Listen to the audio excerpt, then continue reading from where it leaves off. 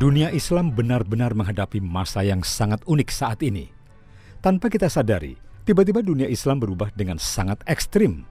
Dunia Islam menghadapi dua contoh perubahan yang sangat ekstrim yang membuat umat Islam di Indonesia khususnya terkaget-kaget dan bingung menghadapinya. Perubahan pertama adalah semakin moderatnya Arab Saudi.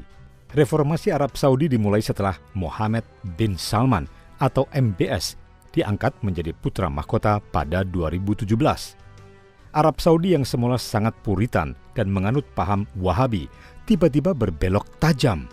Begitu diangkat menjadi putra mahkota, MBS langsung mengubah kultur Saudi yang semula adalah negara ultra konservatif menjadi lebih moderat, terutama dalam penerapan hukum syariat Islam.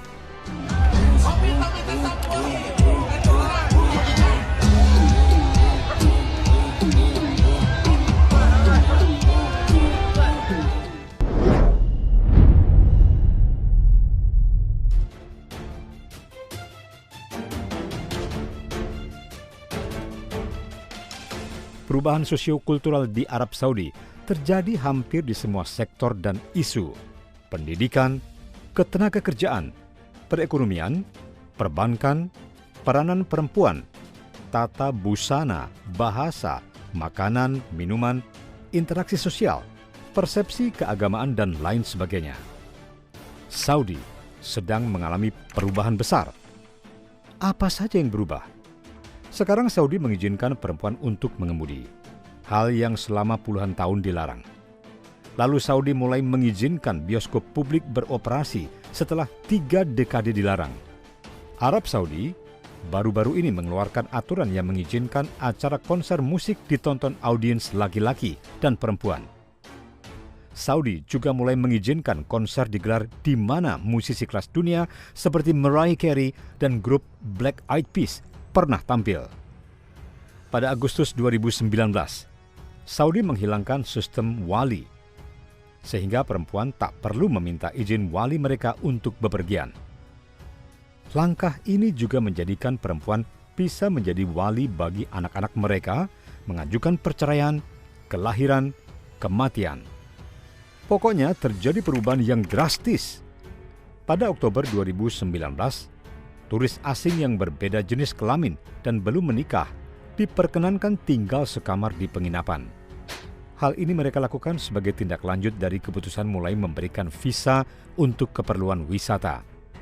Sebelumnya, pasangan berbeda kelamin yang datang ke Saudi dan ingin menginap dalam satu kamar, terlebih dahulu harus membuktikan mereka pasangan suami istri melalui buku nikah.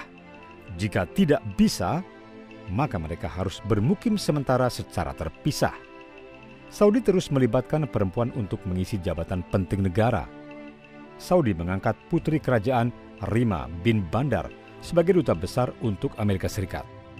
Rima menjadi perempuan Saudi pertama yang mengisi posisi strategis itu. Ini adalah sebuah kemajuan yang mencengangkan sekaligus menyenangkan. Dalam masalah pakaian juga terjadi perubahan. Masyarakat laki-laki Saudi, khususnya generasi tua, sekarang lebih suka mengenakan jubah nasional ketimbang jubah suku mereka.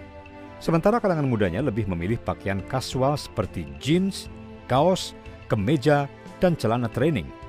Yang perempuan juga sama.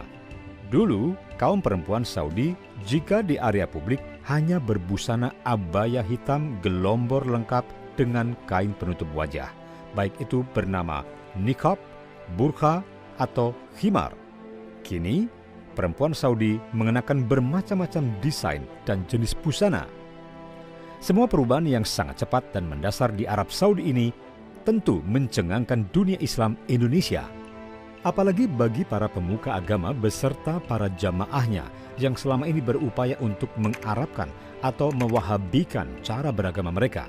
Mereka sungguh terkejut dan tidak menduga bahwa model panutan yang selama ini mereka ikuti tiba-tiba menjadi mursal dan menjadi jahil di mata mereka. Jelas mereka sangat kecewa dengan perubahan total ini. Kalau Anda sulit memahami ini, coba bayangkan jika Anda pemuja dan pengikut fanatik Prabowo dan bersedia berjuang mati-matian ikut Prabowo. Lah kok tiba-tiba Prabowo malah ikut Jokowi? Perubahan ekstrim lain di dunia Islam adalah ketika tiba-tiba Amerika Serikat menyatakan mundur dari Afghanistan dan menyerahkan sepenuhnya kekuasaan kepada pemerintah Afghanistan, boneka yang telah dilatih dan dibiayainya selama 20 tahun. Lah kok dalam 2 minggu kekuasaannya tumbang dan kini Afghanistan malah dikuasai oleh Taliban. Tentu saja Taliban ini adalah representasi Islam. Mereka bahkan menganggap diri mereka jauh lebih Islam ketimbang kita loh. Kemenangan Taliban yang mengaku lebih Islam daripada yang Islam yang lainnya, ini jelas membuat beberapa kalangan umat Islam Puritan yang ada di Indonesia bersorak gembira. Inilah kemenangan nyata Islam, kata mereka. Amerika Serikat yang luar biasa perkasa dan memiliki kekuatan militer terhebat di dunia saja mampu dikalahkan oleh mereka. Apalagi kalau bukan kekuasaan Tuhan yang berpihak pada para mujahid yang berbicara. Ini adalah kehendak Tuhan.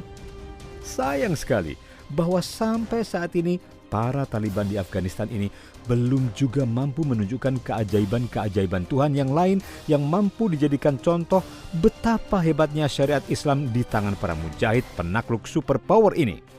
Tentu saja kita semua berharap agar Islam yang rahmatan lil alamin seperti yang dijanjikan oleh para ustadz dan pemuka agama dapat segera terwujud di Afghanistan.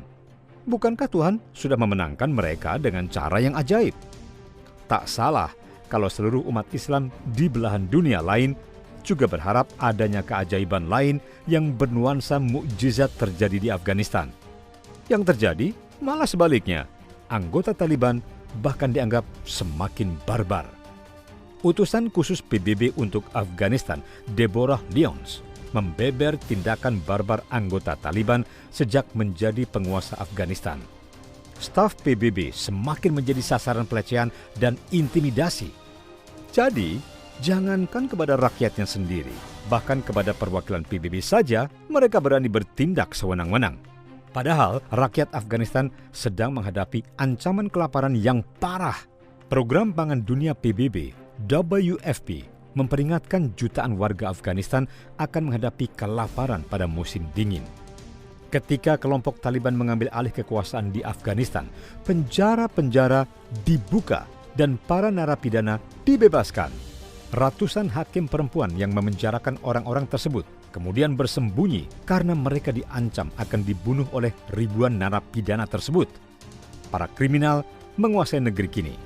Apa yang ditakutkan oleh dunia dari berkuasanya Taliban adalah diberlakukannya hukum syariah dalam bentuk yang paling keras melalui eksekusi publik, hukum cambuk, hukum rajam, hukum pancung di depan publik, dan hukum barbar lain.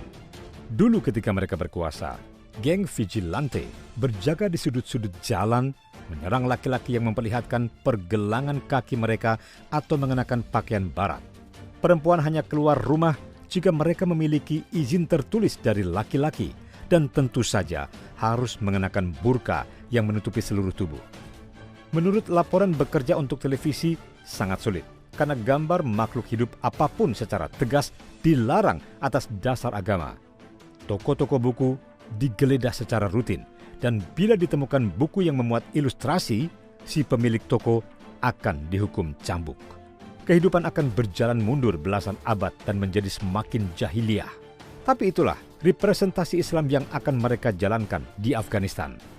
Sebetulnya banyak juga umat Islam di Indonesia yang berpendapat sama dengan para Taliban bahwa kehidupan semacam itulah kehidupan yang paling Islami dan berharap bahwa kehidupan Islam ala Taliban bisa terwujud di dunia. Tapi mereka sebenarnya juga tidak yakin bahwa cara kehidupan Islam semacam itu benar-benar mencerminkan Islam yang rahmatan lil alamin. Mereka menghadapi dilema besar. Mau terus ikut Arab Saudi seperti selama ini? Lah kok Arab Saudi malah belok. Mau ikut Taliban? Tapi kok sangar gitu? Sebetulnya ada pilihan lain, yaitu ikut Islam Nusantara. Bagaimanapun, ini adalah cara berislam yang diikuti oleh para wali songo dan ulama-ulama kita selama ini. Tapi malu juga ikut gerbong Islam Nusantara. Lawong selama ini Islam Nusantara sudah terlanjur mereka hujat habis-habisan dan mereka tuding sesat dan menyesatkan, kafir dan merusak Islam. Lalu harus bagaimana dong? Mila niku kita mboten perlu Napa bingung diserang wong gak gelem gawe negara Islam, jawabe gampil mawon wong gak wajib ae lho. Gawe apik gak gawe ya wis. Lho. Lah Indonesia enake gak gawe mergo apa? Mergo akeh wong macem-macem, enek Kristene, enek Katolike, enek Budane, enek Hindune, enek Konghucune, enek macem-macem. Dadi niku jumlahe sebab-sebab berdirinya negara yaitu mempertahankan keragaman kebinekaan niku.